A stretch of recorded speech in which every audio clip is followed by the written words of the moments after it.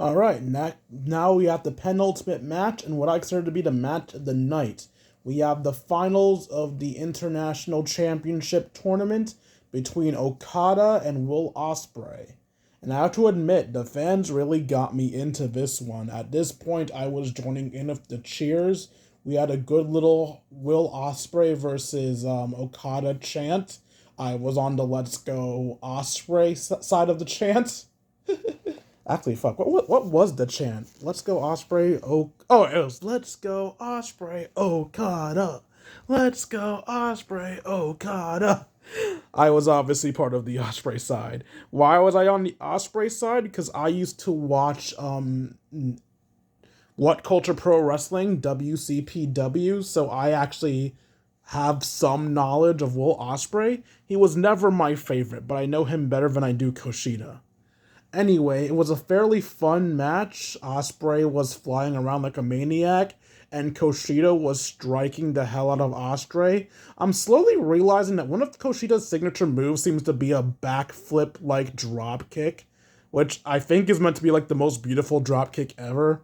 I think it's a little weird that a drop kick is one of his sigs, but I guess it makes sense when his finisher is a clothesline. Side note, I don't know how rare it is to kick out of the Rainmaker, but we did get a close call of, not Okada. Okada's the dangerous one.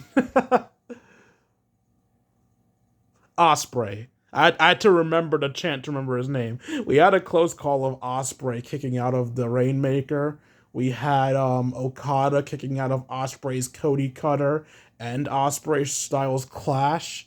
There was a moment at the beginning where I think Osprey botched a spot where he was supposed to fall out the ring, but he got his leg stuck and had to unstick his leg before he hurt himself and fell out.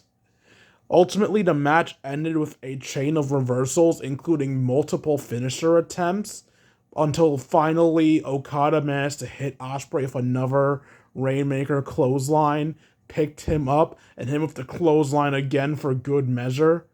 Well, technically the first one wasn't a Rainmaker clothesline, it was a regular clothesline, but honestly, what's the difference? 1, 2, 3, Koshida manages to beat Osprey.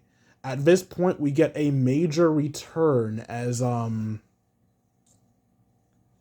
don't remember the guy's name. He was one of the members of the Elites, like Kenny Omega, that's it. Kenny Omega returns to give Koshida the championship that he won for the tournament. And then we had a big moment, everyone being happy that Kenny was back. Of course, I didn't join the happiness because I'm not an AEW fan. Kenny Omega means nothing to me, but hey, as long as everyone's happy.